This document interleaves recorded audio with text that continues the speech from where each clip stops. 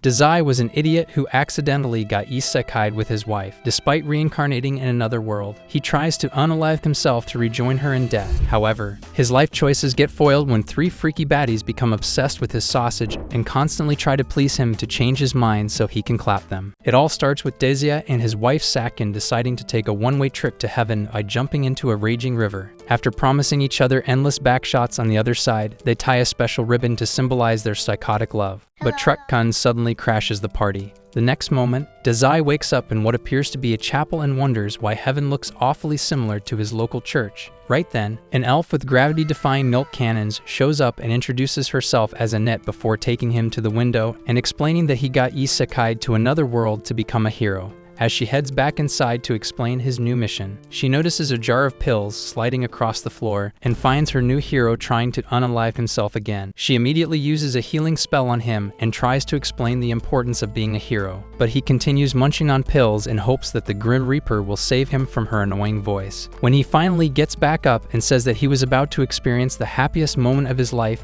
by kicking the bucket with Sakin, she decides to reveal his powers since isekai heroes always get overpowered skills that cause them to forget all about their previous lives. However, she gets shocked to see that he was summoned with almost 0 life points and a skill that turns his body to poison anytime he gets attacked. While she gets saddened by this and tells him not to even bother going outside, he gets excited because he can finally meet a swift end by the hands of some random monster. Barely a couple minutes into his search for death, he finds a juicy cat girl named Tama about to get strangled by a death tree. While she frantically tries to escape, he takes a moment to enjoy the view of her plots receiving special treatment by the tree's vines until she begs him for help. The next moment, the tree snatches him up as well and starts draining the life out of both of them. But as he starts getting excited to have his wish fulfilled, the tree suddenly withers away, upon realizing that his poison skill destroyed it. Tama gets surprised and asks why he was acting like a pathetic creep, but he merely expresses disappointment over his constant failures. She then offers to take him back to her place to express her gratitude,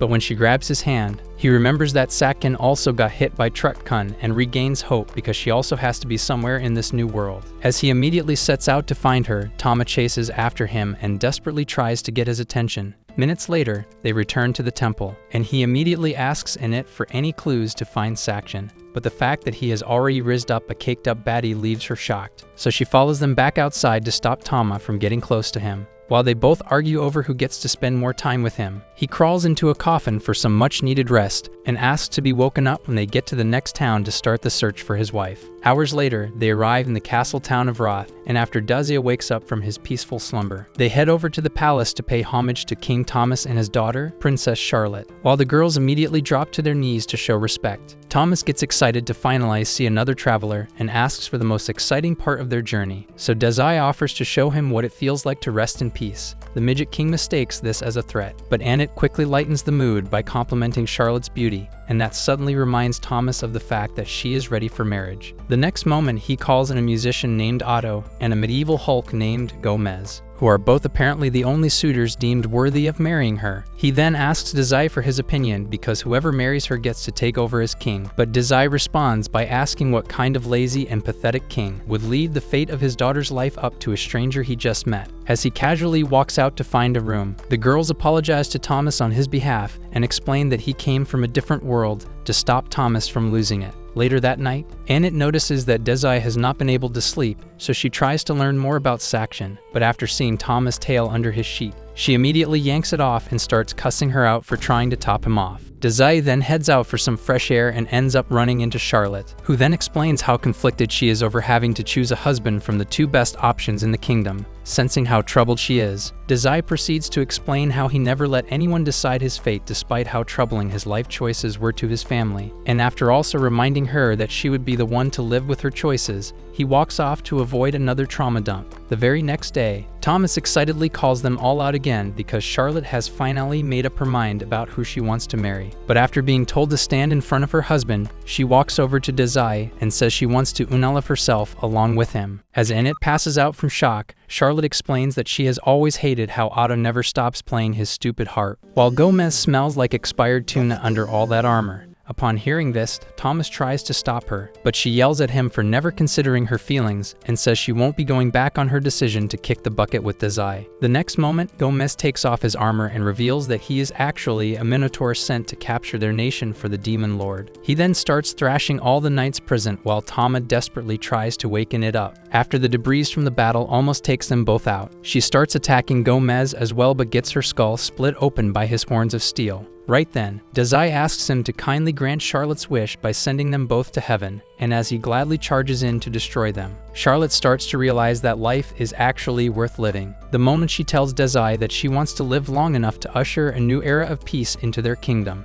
he shoves her away to enjoy the sweet kiss of death on his own. However, Annette finally wakes up and shatters Gomez's skull with a powerful shield before Tama blasts him into the lake. Soon after this, Thomas hands the throne over to Charlotte, and while she immediately starts giving out the orders her beta, meat-stuffed dad was too scared to give, the girls drag Desai along in his casket to keep searching for Sakin. The next day, they decide to take a break along a dark mountain path, and after Tama reminds Annette that they have to stop at her hometown, Annette explains that it might take a while since they basically have to visit all 4 temples to figure out which one Sakin was summoned from. This surprises Tama, so she asks Annette why she is even going this far for him, especially since Sakin is obviously his lover. Annette then claims that she is doing it because he helped her find her purpose again, so Tama agrees to keep traveling with them. However, she also gets worried about the fact that priestesses like Annette are not allowed to just abandon the temples they serve at, but Annette tells her not to stress over it since she sent her familiar to deliver her resignation letter. Just then, Desai wakes up for a smoke and gets attacked by Mellows, the familiar Annette was talking about. After she pulls it off his head, it pukes out the resignation letter, and Annette immediately breaks down as she realizes how irresponsible it was to trust a creature with the same mental capacity as Patrick Star. When Mellows suddenly starts trashing around the place, Desai returns to the comfort of his coffin, while the girls get the shock of a lifetime as a dragon crash lands right above them. Thankfully, a chocolate-flavored baddie named Wadilia shows up to calm the beast, and also offers her condolences for the lost friend they are pulling around in a coffin. Upon hearing this, Desai gets up again, and the girls explain that he is actually another worlder. But this causes Wadilia to completely lose it, as she fires off a powerful beam of dark magic. Annette blocks it with her barrier skill, but the entire mountainside gets blown away in an instant. Wadilia then paralyzes both Annette and Tama with a gravity-amplifying skill, so she can focus her attention on unaliving Desai. While struggling to get free, Annette spots the mark on her chest and realizes that she is the demon Lord Desai was summoned to fight, so she warns him to stay back, but he walks towards her to sacrifice himself for them. Without hesitation, Wadilia jams her arm right through his chest and immediately starts heading out. But Desai gets back up with blood pouring out of his midsection and calmly walks towards her while asking about the true source of her hatred. As soon as he grabs her face, she takes off on the dragon, so he collapses again from the excessive blood loss. Minutes later, Mellows delivers them to a temple managed by another East high elf named Isha. Days later, Desai makes a full recovery and immediately starts stuffing himself with poison while Isha takes Annette aside to ask why on earth she quit her job. To travel with an otherworlder despite knowing that they are all selfish a-holes that only use their powers for the wrong reasons. Right then, Fat Shady shows up to spit some hot bars about his ability to generate unlimited amounts of their world's currency. So Isha blinds him with the coins and tells Annette that he is the perfect example of what all otherworlders eventually become. Naturally, Annette defends our drug-addicted and possibly psychotic MC, all while giving him more money to poison himself. But then real shock sets in when she tells Isha that he risked his life to save them from the Demon Lord. Isha then tells her that the Demon Lord was actually defeated 7 days ago, so Annette returns to the room with Desai and Tama to talk about it. Since otherworlders are only summoned to defeat the Demon Lord, it makes absolutely no sense that he was isekai'd a day after the Demon Lord was defeated. But while they try to wrap their heads around it, Desai gets depressed because he has been struggling with writer's block despite everything they have experienced. Soon after this, Annette places him in a large suit of armor infused with magic deflection spells to keep him safe and heads out with Tama to shop. When Isha eventually spots him, she takes the opportunity to demand that he split up with Annette, but he reminds her that she is a fully grown adult who can make her own decisions. At that exact moment, Fat Shady, who is actually called Kotaro, introduces Suzuki, another isekai'd hero, who then makes his way to the town center with his army of monster wolves. Suzuki then starts by sharing the good news of the demise of the Demon King, and this excites the locals until he decides to take over the city as its new ruler. has the locals start to murmur among themselves. Kotaro spots Annette and claims she was the one that attacked him, so Suzuki walks over to use his powers on her. As he gently rubs her hair, her consciousness gets trapped in a mental cage, causing her body to fully submit to his will. Upon seeing this, Kotaro glazes Suzuki, but Tama immediately grabs him and demands to know what they just did to her. After he explains that Annette has essentially become his mindless pet, she tries to attack him, but Suzuki uses the same power on her. Isha then decides to make her grand entrance and tells Suzuki to give up on trying to take over the city because its people would never hand it over to a tyrant. He then sends his wolves to burn the city down and decides to set up a castle in Isha's church. Shortly after this, the entire city goes up in flames, and while the wolves continue spreading destruction across every street, Tama returns to Desai and desperately tries to claw him out of the armor until the helmet knocks her out. As usual, he takes a moment to carefully consider his next move and ultimately decides to stuff her into an empty barrier right before Isha crashes into the wall beside him. As she starts yapping about how Suzuki was a weak loser until he got isekai'd, Desai suddenly gets intrigued and pulls out his manuscript to take notes. When she asks why, he explains that Suzuki is the perfect subject for his book and asks for his current location. Despite all her warnings about the danger of facing an overpowered tyrant without any skills of his own, he still heads to the chapel and further reduces his chances of success by emptying the bottle of poison into his system. Once inside, he asks Suzuki for some of his time so he can start writing the novel. And when Kotaro asks if he is trying to cement his legacy by turning it into a timeless tale of victory, he explains that it's more like a documentary showing what happens when a low testosterone loser gets a taste of power. Upon hearing this, Suzuki sends his wolves to attack Desai, so Isha starts fighting them all on her own and ends up getting forced back, while Desai continues writing like it's no big deal. This further enrages Suzuki, so he orders the wolves to blow them to bits, but after they shoot out fireballs, the helmet that knocked Tama out suddenly deflects every blast back to Suzuki.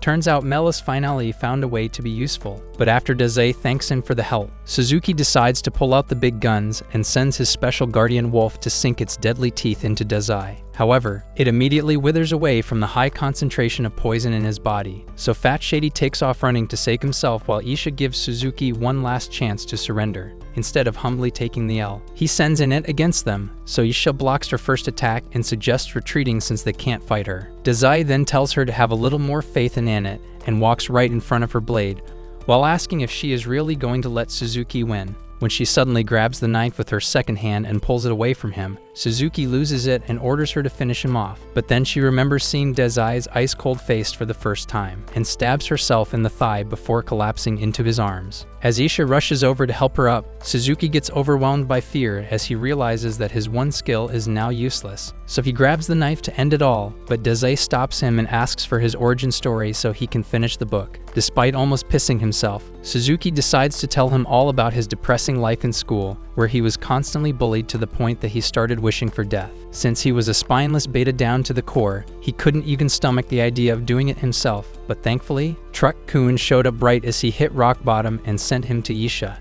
who then explained his powers and new life as a hero. At first, he was excited to finally have some kind of power, but when the local beastmen started bullying him for not being from their world, he decided to accept the darkness in his heart and started using his powers for evil. After the extremely boring origin story, he admits to Suzuki that he is still very much a spineless weakling who couldn't even be a proper villain, so Desai completes the novel on that note and suddenly activates a portal under him. He then tells Suzuki that although his story was intriguing, it is definitely not worthy to be called a masterpiece, and after he gets sent back to the regular world, Desai drops to the floor to think of how he can get inspiration again. Minutes later, Isha gets him a new coffin, but before they leave, she pulls Annette aside and tells her to prepare for a dangerous life with him because his true purpose might be to fight other heroes who got isekai'd. By then, Suzuki's wolves have started leaving the village and Tama has finally regained her sanity. So they head out while Suzuki successfully manages to land a job back in the real world. Early the next day, Isha arrives at the central temple for a meeting with other bishops and meets another elf named Wolf, who then calls her lucky because she gets to live in a city filled with respectful demi-humans, while he has to deal with smelly dwarves every single day. Just then, another bishop named Elton walks in and tells Wolf not to discriminate among the species, especially because he is the only elf who prides himself on being a drunkard. Wolf immediately snaps at him for acting like he is better, but then Cardinal Miller walks in and tells Wolf to stop so they can start the meeting. However, as soon as they get seated for the meeting, another elf bishop named Ria shows up and apologizes for being late while trying to get herself together. Once seated, she introduces herself as Annette's replacement and starts with a formal report of everything that has happened in her region. After Elton and Wolf also give reports on their regions, Yisha explains everything that happened with Suzuki, but assures them that the situation is back under control. Upon hearing this, Miller explains that the meeting was actually called so they can discuss the next course of action following the defeat of the Demon Lord. He further tells them that the Pope has chosen to seal all portals used in summoning heroes from the other world, and this initially causes them all to get excited, as they won't have to deal with obnoxious brats like Suzuki and Fat Shady. However, Miller immediately warns them not to feel safe just yet because the 7 heroes that defeated the Demon Lord have actually taken over his castle as its new rulers. To make matters worse, they also sent a declaration to the Pope promising to turn their world into a utopia by conquering every city and temple that is not yet under their control, as Miller and the others try to figure out a way to fight the heroes they once thought would save them all. Yisha thinks back to when Desai sent Suzuki back to the regular world and tells them what happened. Just as they all get excited to hear the details, the Pope walks in through the portal, so they all drop to their knees to show their respect. But he tells them to skip the formalities because he also wants to hear about Desai. Meanwhile, the girls have just arrived in a new town with Desai still sleeping in his coffin, and as they try to look for an inn to spend the night, a local boy named Nir suddenly shows up and offers to share some important tips to aid their journey. Minutes later, they find a spot to sit, so Nir offers to help them get a hero who will serve as their bodyguard and assistant for as long as they want. This naturally excites them, but when he demands the average college tuition as the regular fee,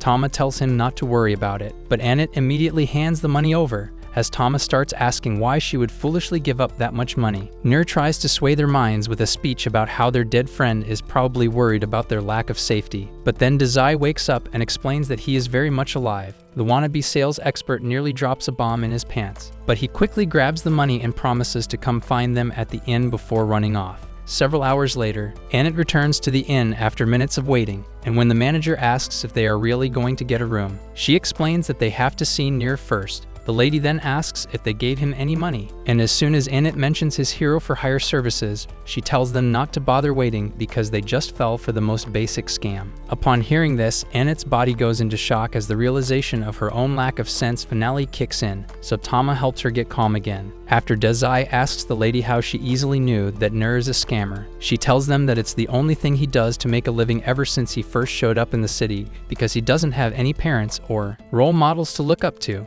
Around the same time, Nir clutches his sword as he prepares to rest for the night, but he suddenly gets abducted and wakes up in an abandoned shed, where 3 guys pour out all the money he has made to share it among themselves. When he promises to get his hero friends to attack them, they reveal their powers and call him stupid for thinking he could just use their names to rip off travelers. As their leader prepares to use his magic-infused bow to blast a hole through Nir's brain, Desai redirects it to Dollar Store Colossus and blames them for giving boys like Nir the false sense of hope they have in heroes. Right then, the second crook scans Desai's skills and gets terrified when he notices his MP rapidly increasing, but they still try to fight back until Desai asks them to kindly shoot the arrow into his heart. They quickly run out with their hearts about to explode from fear, so Desai turns to Nir and tells him to keep the innocent look he currently has in his eyes before heading out and abandoning him in the shed. The next morning, the girls prepare to complete the rest of the journey to Tama's home country, but when Nir suddenly shows up to help, Tama demands a refund. He then tells them not to worry because he can still deliver by serving as the fearless warrior he promised them. So Tama makes him drag Desai's coffin until they finally reach her home country. After she tells them not to worry about the checkpoint since she is a little famous, they immediately get surrounded by numerous armed guards. Shortly after this, Annette starts bawling her eyes out in a cell while Nir notes that they didn't even keep Tama in the same place as them and wonders what crime she could have committed. While Annette continues freaking out, Desai starts to fantasize about all the different methods they could use to unalive him, so Nir decides to be the responsible adult and proceeds to pry open the lock. Upon seeing this, Desai asks why he would try to interfere with his dreams of the sweet release of death, but just as Nir asks for some respect for his skills, the guards show up to take them away.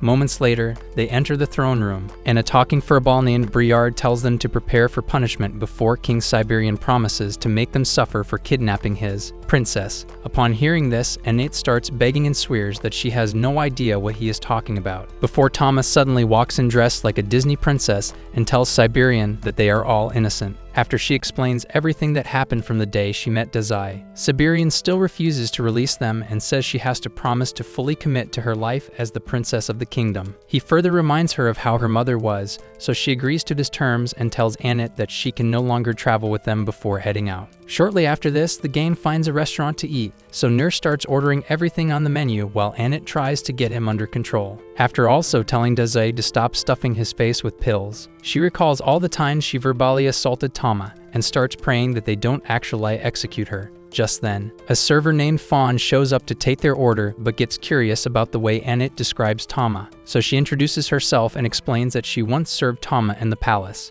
Upon hearing this, Desai asks for every detail about Tama's life, and when Annette reminds him that she is royalty, he claims it makes no difference to him, so Fawn agrees to tell them everything. Meanwhile, Tama has just returned to her room to rest for the night, but as she looks out the window, she notices a human figure standing right above the throne room and watches in shock as a large monster mouth suddenly takes a huge bite of the building. Siberian and his knights immediately rush inside and meet Kara, a hero, who then says he has been craving the taste of cat people for a very long time. After also claiming to be part of the heroes that defeated the Demon King, he asks for the finest cat people in the nation so he can snack on them. Upon hearing this, Siberian's knights launch an attack against him, only to end up serving as his appetizer, as he casually spits out their bones and asks Siberian for the ladies. Since their meat will obviously be softer, Siberian takes off his armor and swears to make sure he pays for his crimes. This excites Kara, so he sends the monster's mouth against him, but Siberian easily dodges it and hits Kara with a lightning skill that deep fries his insides, or rather tickles him,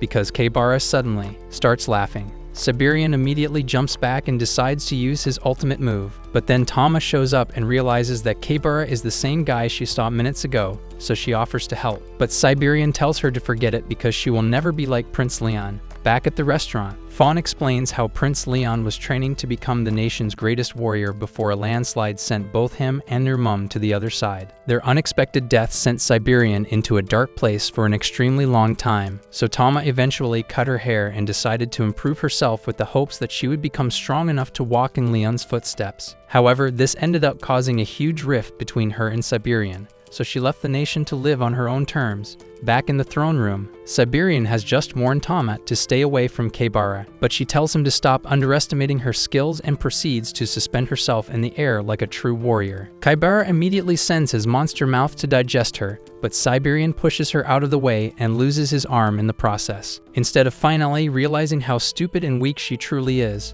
Tama decides to try the exact same move again, so Briard knocks her out and escapes. Kara then decides to focus on finding his next meal, but expresses disappointment, as he was really looking forward to tasting Tama's cakes. By the time Briard finds Desai and explains everything that happened, Kara suddenly blasts a hole through the throne room and presents Siberian to his citizens before promising to spare them so long as they present him with all the finest ladies as his dinner. One of the local men immediately refuses this, so Kara digests him first and decides to use them all as his all-you-can-eat buffet. They start trying to escape, only to meet the demons he stationed at every exit in the nation. While the madness intensifies, Desai decides to stop writing and grabs Tama's hand to tell her that it is definitely not time to give up. Minutes later, she recalls the last conversation she had with her mum and wakes up in Fawn's place, so she runs out and meets everyone already waiting at the door. After they explain the current situation, she tries to go fight again, but then Annette reminds her that the entire nation cried when Leon and her mum died, before saying that she is the last symbol of hope the nation has. Upon hearing this, Desai tells her to stay back and leaves with Annette and Nir to face Kara. Moments after this, they meet two augurs at the entrance to the palace, and after Desai asks to be eaten by Kara, both augurs take a minute to discuss what to do about the clearly psychotic man before tossing them all in the cell. As usual, Annette freaks out, so Desai tells them not to worry before asking Nir to pick the lock again. Around the same time, Briard realizes that Tama has gone to fight again, and while he wishes her luck, she slams one of the augurs into the throne and prepares to take Kara on again. One day, a couple of years ago, Tama snuck onto a tree to watch one of Siberian's combat training sessions with Leon, but it ended quickly because Leon was still incredibly weak. While he tried to pull himself back together, Briard told Siberian to try a different approach because Leon had always been soft, but Siberian refused and insisted on making him as strong as possible since he would eventually take over as king. Just then, he noticed Tama, and when she asked to train with them, he scolded her for watching and ordered her to go have a tea party with stuffed animals like every other princess. Minutes later, she was back in her room complaining about it to her mum, who then decided to give her a speech. Back in the throne room, Siberian tells her to leave, but she ignores him as usual, so Kara promises to save her every bite before kicking the demon's corpse towards her. In the split second she uses to dodge it, he catches up to her and releases the same lightning skill Siberian used, before saying that he also absorbs the abilities of anyone he eats, while he then powers up his hand to attack her again. And it expresses relief and tells Nier that she was worried Desai would actually offer himself as a snack to Kara. After locating Tama's late mother's room, he takes him inside and asks Nier for his only valuable skills again. So the expert thief gets to work on one of the drawers and eventually uncovers a special book.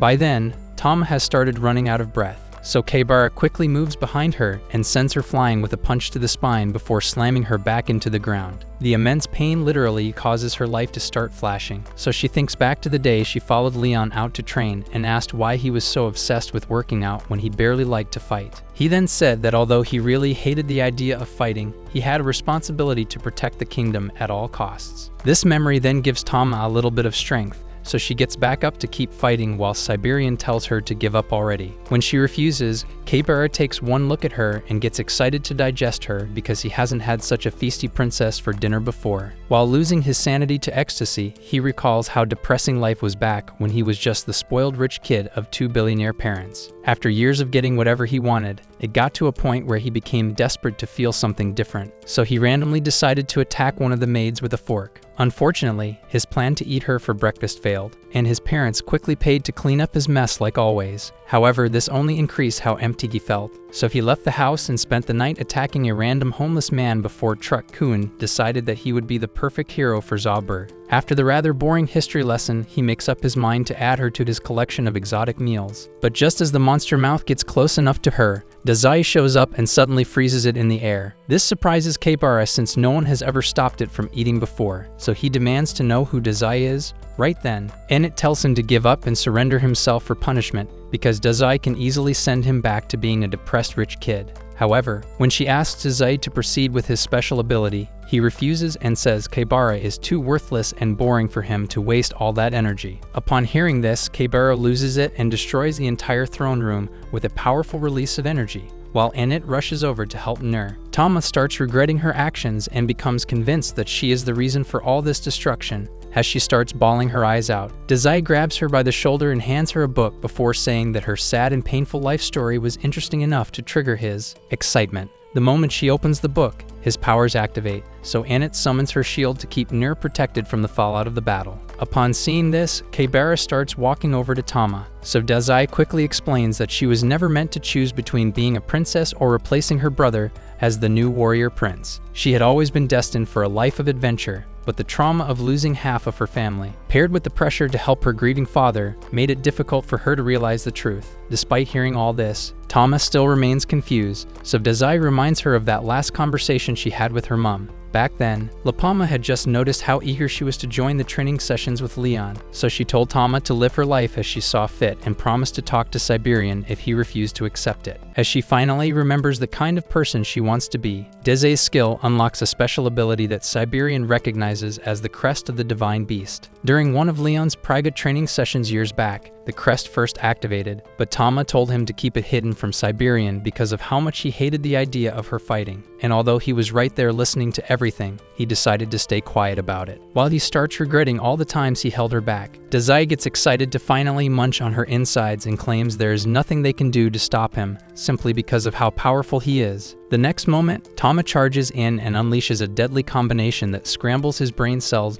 before using the crest of the divine beast to implode every organ in his body. After he collapses, she also passes out, so Ennet rushes over to heal her while Siberian collects Lapama's diary from Desai and thanks him for guiding Tama. As he then walks over to Kara's body, Briard joins him and says that the battle is not over yet, before Kara wakes up with a new monstrous body. Initially, he also gets confused by the fact that he survived the attack, but then he remembers eating the body of the defeated Demon King and starts raging with excitement as he feels the power surging through his insides. Desai and the others immediately prepare for the worst, but his head suddenly gets sliced off by Waldelia. Despite this, Kaibara remains alive and tries to explain how good her dad tasted, so she incinerates his head with a powerful blast before spotting Desai and demanding to know how he survived. When he asks if she finally feels better, she promises to end him the next time they meet and takes off on her dragon. Days later, the city finally starts looking like it did before the attack, so Annette prepares to head out with Desai and Nier. Fawn then tells them that Tama has decided to stay back in the palace to help Siberian run the kingdom. But at that exact moment, Siberian walks into her room and tells her to go with them. After saying that he definitely doesn't need the help of a wannabe stud to rule the kingdom, he tells her to go do what she has always wanted to. So she yanks off the royal dress and promises to come back later. As soon as she leaves, Brayard joins Siberian in the room and asks why he couldn't just admit to his love for her. And while he defends his masculinity, she catches up to Desai, Annette, and Nier. Days later, they stalk close to an unusually large tree, and Tama immediately starts yapping about how it's the largest tree in their world to show Desai that she is more than just a coffin-pulling bodyguard. However, Nier distracts her, so Annette takes over and carefully explains every detail of the small peaceful town found at the foot of the tree, with demi-humans who dedicate their lives to worshipping the world tree. After Tama attacks her, they walk to the small town and get shocked when they find a casino filled with crazed lunatics and tweakers. Desai initially gets excited to be in a life-threatening environment again, but then his pills run out, so he desperately tries to find another source of poison while the girls decide to track down the mayor. Minutes later, they find the old geezer in charge of the town, so the girls ask what happened, and he carefully explains how a bunch of heroes showed up a couple of months ago and turned the town into a hotspot for gamblers and drug addicts. He also shows them a leaf from the world tree and asks for their help because the tree recently stopped blessing them due to all the abuse. Right then, a hero named Yamada introduces himself with a promise to save the town, but the girls immediately get defensive and prepare for a fight. After he walks over to the mayor and assures them that he only wants to help fix the damage his fellow heroes cause, Annette gets excited to work with him and asks Desai for his thoughts, but the poison addict has already left to get his refill. With his body slowly healing itself from the constant supply of perks, his depression skyrockets, but then he notices the smell of drugs coming from a cave and excitedly makes his way over to join the local delinquents. Once there, he asks for some of what they are smoking, only to get a surprise visit from a baddie that looks like she was sculpted by a plot-loving god. Minutes later, Ashi takes him to a bar and asks why he was at the cave. So he explains his deep hatred for living while trying to unalive himself with beer. The next moment, she offers to help him fall asleep with a soothing dance, but he instantly gets repulsed by the idea and tries to turn it down. However, when she actually starts the dance, he notices something intriguing about her expression and decides to keep watching. Much later, Annette breaks down at the mayor's place, and just as Tama explains that they have been looking for Desai, Ashi brings him inside and places him on the ground. After Annette demands to know who she is, the mayor reminds her that she shouldn't even be this close to town, so she apologizes for the intrusion and heads out. The mayor then tells them that she is a local witch who sided with the heroes by opening up a bar next to the casino when they first showed up. Since she suddenly showed up in town with no explanation about her past or who she really was, they had always treated her like bad news and intend to keep it that way. Upon hearing this, Yamada promises to make her pay along with the other heroes, so the mayor grabs his arm and begs him to save their peaceful town. The next morning, Desai quickly heads out, so Annette chases after him to remind him that they have to fight the other heroes soon, but he refuses and says he would rather spend his time at Eshi's bar. Yamada then tells her not to bother trying to stop him and says the only way to free him from Eshi's charm is to defeat the heroes, so they head back inside. Shortly after this, Desai thanks Esh for the private dance, and when she asks if he has heard about the rumors, he tells her not to worry about it because he loves being in life-threatening situations. After she says a prayer to the spirit of the world tree to give him protection, he gets curious about it, so she explains the local legend which claims that the spirit residing in the world tree will come down to give peace to the weak. When she suggests praying to the tree spirit for safety, he asks why she doesn't take her own advice because he could tell that she was extremely sad during the dance last night. Just then, a thug named Sabu barges in and demands drinks before threatening to unalive the three losers that kidnapped Nier because they owe him money. After they run off, Sabu gets a table with the owner of the casino and explains that their profits are down. So the boss decides to introduce the demi-humans to the world of gambling and smoking. Upon hearing this, Ashi walks over with their drinks and reminds the boss that he promised not to touch the locals in exchange for the protection money she has been paying. He then tells her to be happy since she will be getting a lot more customers to serve, but she refuses and tries to stop Sabu, so he slams her into the table and leaves. Desai then helps her up and apologizes for all the hate she has endured while trying to protect the town. Moments later, Sabu and his thugs find the casino being destroyed by Yamada and immediately prepare to attack him. But he tells them to give up and accept his judgment for their actions. Just then, Desai walks out and tells him to stop deluding himself with claims of righteousness, but Yamada remains convinced that he has also been deceived and decides to proceed with his plan. With a single swing of his sword, he blasts Sabu's gang away, so they make a run for it and promise to be back for revenge. At that same moment, Ashi thanks Yamada for saving the village, and after he tells her to mend her ways, the locals start praising him. However, when they all turn on Ashi and tell her to leave, Yamada gets surprised by their hostility and tries to calm them. Just then, Desai steps in and calls them ungrateful because Ashi is the one who spent countless nights making sure they were protected, but they refuse to believe him and eventually succeed in driving her out while Yamada watches in shock. Moments later, he asks Desai if he always knew it would turn out this way, so Desai tells him to focus on the fact that the locals drove out their only protector before heading out with the girls. Right then, the mayor asks Yamada to act as their bodyguard because they plan to take over from the fallen heroes by running the casino and drug operation on their own. Upon realizing his mistakes, Yamada drops to his knees in regret and thinks back to what Desai said. Meanwhile, Desai also admits feeling a bit of regret since he couldn't do anything to save Ashi. But then the world tree suddenly dies off. As they all watch in shock, Ashi reveals her true self to Desai and thanks him for understanding her before giving him an infinite supply of pills. Just a couple of days after this, they make it to the desert, but the girls stop walking because of the deadly heat and start second-guessing their decision to travel through it. Thankfully, Nir proudly tells them not to worry because he actually grew up in the desert before he started his journey to become a powerful warrior. This gives them a little bit of hope. So he further explains that they have nothing to worry about during the day since monsters only come out at night. However, 3 masked bandits suddenly jump out of the sand on monster scorpions and demand payment before they can pass. As the leader, Tora keeps running his mouth about being in control of the desert plains. Tama and Annette get tired of listening, so they quickly launch an attack that takes out one of his thugs. As the second one starts asking if they should retreat, Tora spots Desai crawling out of his coffin and immediately charges toward him, while Nir struggles to pull his sword out. On getting to them, Tora asks if he is ready to fight for his life against the venom of his monster scorpion, and while Nir continues fighting the urge to piss himself, Desai quickly climbs onto the scorpion and asks to be stabbed in the heart. Without hesitation, Tora commands the scorpion to stab him, but like every other monster before now, it quickly withers away, so Tora tries to take him out with a sword, and Nir once again freezes in fear. Fortunately, a loud roar from deep in the desert causes Tora to have second thoughts, so he promises to return and quickly escapes back into the dirt. As Annette uses healing magic on Desai, Tama notices Nir's mood swing, so she tells him to focus on fighting their next opponent instead of beating himself up over being a coward. He then walks over to Desai and apologizes for not helping, but Desai tells him not to worry because every warrior starts out with a little bit of fear. Minutes later, Nir leads them to an old orphanage and waits until the orphans living there recognize him. After a lady named Kathy also welcomes him back home,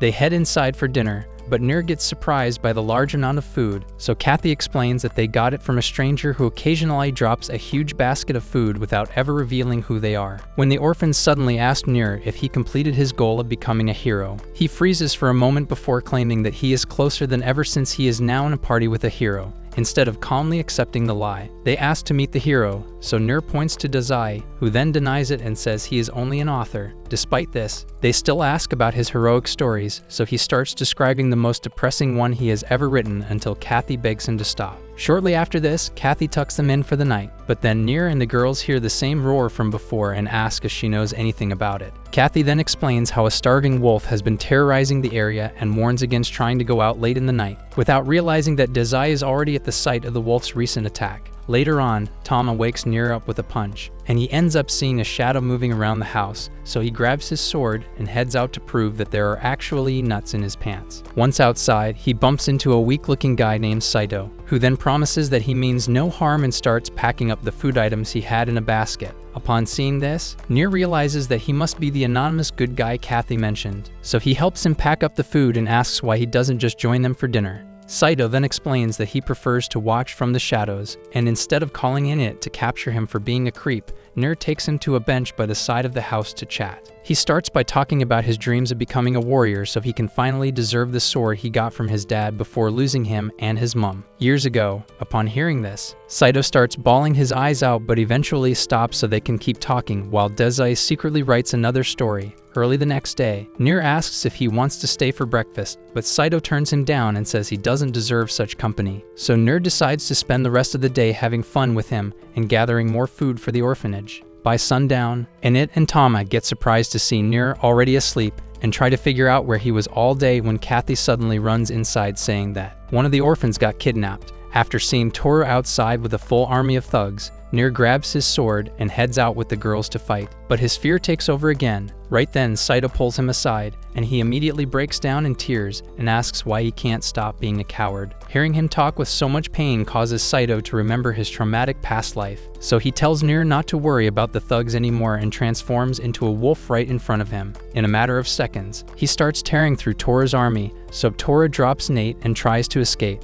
but Seido easily catches up to him. At that moment, Nier remembers how kind he really is and decides to stop him from going off the deep end. As soon as Seido raises his claws to attack Toru, Nier blocks it and tells him to stop, but Seido refuses and continues chasing after Toru. After destroying his bike, he tries to attack again, but Nier blocks it and leaves himself open to the next attack. Luckily, Seido holds himself back and transforms back into a human, so Nier helps him get back to the orphanage. Seido then explains how he had always been weak and helpless in his past life, until the day a random boy helped him fight off some bullies and ended up becoming his only friend. Over time, their bond grew deeper until the day those bullies returned for their revenge. Out of fear, Seido decided to save himself, but as soon as he got on the road, Truck-kun showed up and isekai hit him. Seido goes on to claim that his weak legs are the reason why he couldn't help his only friend. But then Desai tells him to stop the cap and stop making up excuses to make up for the fact that he was a coward. Upon hearing this, Nier grabs his shirt and tells him to stop judging Seido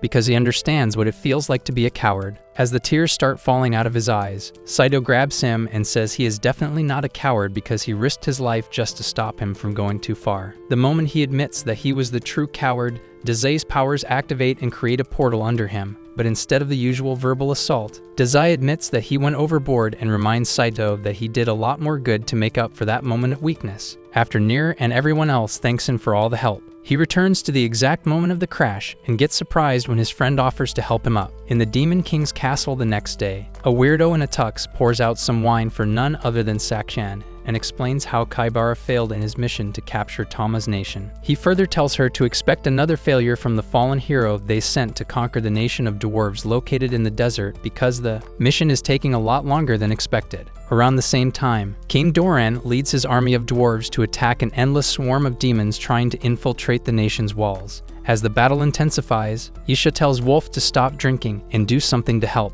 but he tells her to relax because they have been fighting this war for days. After she grabs his shirt and tells him to get serious, he sees the fallen hero of misery sending another wave of demon soldiers against them. So he asks Doran to lead the demons to an open spot on the field. Doran then decides to use himself as bait, so Wolf waits until they all get into the open plains before he unleashes a powerful wind skill that decimates the entire demon army. Seeing this, the fallen hero decides to retreat with the soldiers left, but just as Wolf tries to relax, they see Desai getting twirled around in the tornado. Hours later, Doran launches a celebratory feast to celebrate their successes so far and immediately starts roasting the Pope since the church is responsible for training the fallen heroes. When Wolf finally joins them and asks for some understanding, Doran agrees that they would have suffered more damage without his help and commends his efforts. While they continue feasting, Annette meets up with Isha, who then apologizes for what happened to Desai and asks if he is doing any better. Just then, Desai shows up and asks why they are celebrating his survival when all he has ever wanted is for someone to successfully send him to oblivion. He also notes that they destroyed his precious coffin, so they both promise to get him another one. The next moment, Wolf starts walking over to them, and Melon completely loses it when he sees Femlos,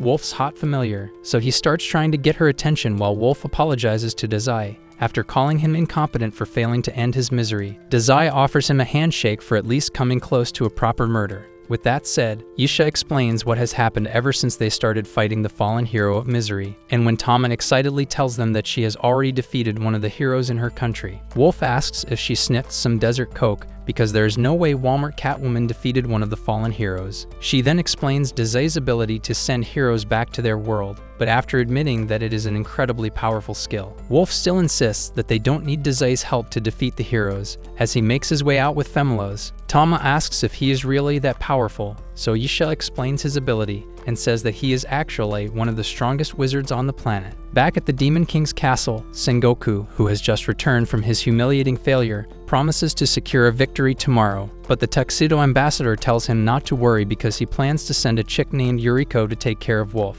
Later on, Desai takes Melez out for a walk and notices how upset he is, so he asks if it's because of Wolf's hot familiar. After Melon admits to it, Desai tells him to enjoy the pain but ultimately decides to help him find her again. Luckily, they find a group of baddies desperately trying to have a good time with Wolf and his familiar, but he turns down the offer to handle something personal. As they turn to leave, Melon gets upset again, so Desai tells him not to worry and proceeds to stalk Wolf until he reaches an old house deep in the city. After he knocks and gets sad over the lady's refusal to speak with him, Desai realizes that there is a lot more to Wolf than being an overpowered drunkard, so he decides to leave as it would be disrespectful to eavesdrop on what appears to be a very private moment. The next day, the battle resumes, so Wolf returns to the towers to offer Doran and his men support. They initially get excited to win again until a dragon appears in the sky and burns through most of their soldiers in seconds. As the dragon circles over their airspace for a second attack, Wolf prepares to use his skill, but Doran warns him to be careful because the person riding it is different from Singoku. Despite this, Wolf insists that they are no match for him until Yuriko gets close enough and calls him master.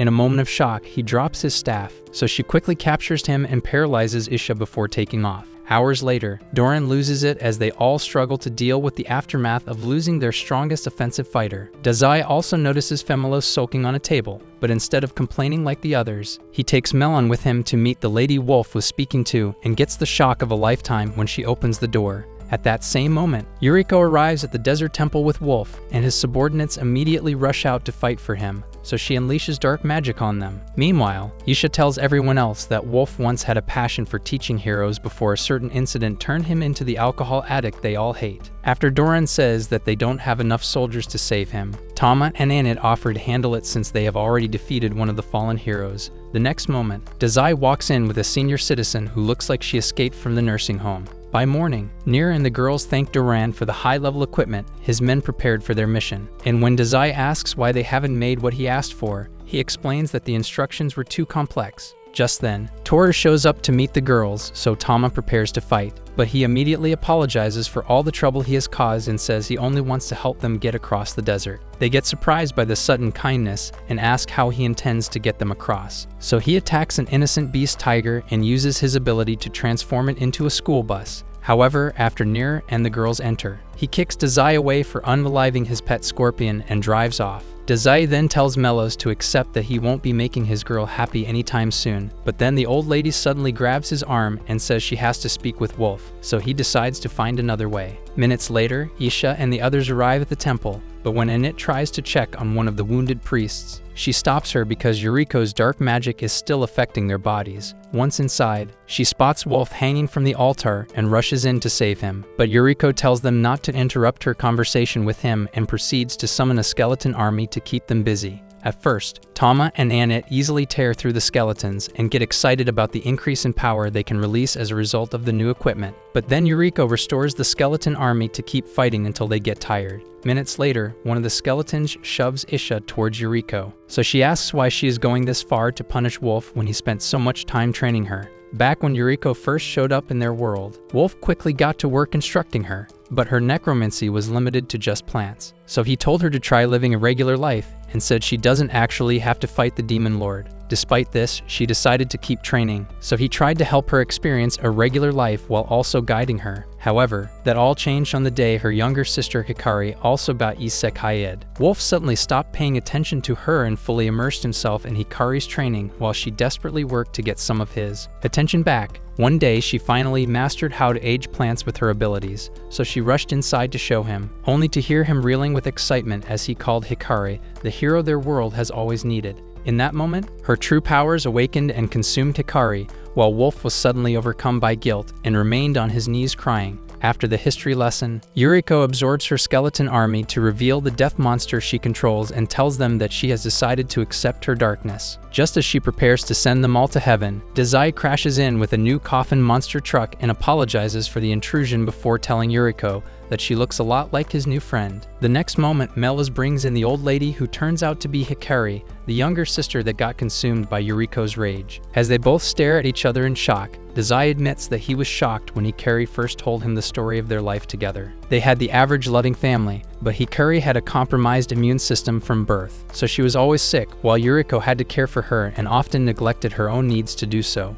As Hikari tries to explain in more detail, Yuriko gets fed up and sends her skeleton army against Desai, but Tama and Annette quickly jump in to save him. When Hikari tries to talk her out of it, Yuriko finally reveals the deep hatred she has for her because this new world was meant to be her opportunity to experience a normal life. Just as she blames Hikari for stealing it away from her, Desai gets closer and asks for what she really wanted, but she gets pissed and sends the demon of death against him. Upon seeing this, Wolf pushes Desai out of the way and receives a nasty cut that ages half of his entire body, but he still manages to stay conscious just to apologize for not paying attention to her feelings. Just then, Desai tells him to shut up and stop trying to aura farm so he can focus. He then walks over to Yuriko, so she sends more skeletons to attack him. This time, he takes the hit and finally closes the distance between them before asking for what she really wants again. On the day she got isekai'd, Hikari was sick like always, and their dad was so fixated on her health that he didn't even realize it was Yuriko's graduation day. After hours of watching over Hikari like always, Yuriko decided to go celebrate herself since their dad had still not returned from work. But when she finally got back and learned that Hikari's health suddenly took a bad turn while she was out, their dad slapped her across the face and called her selfish for only caring about herself.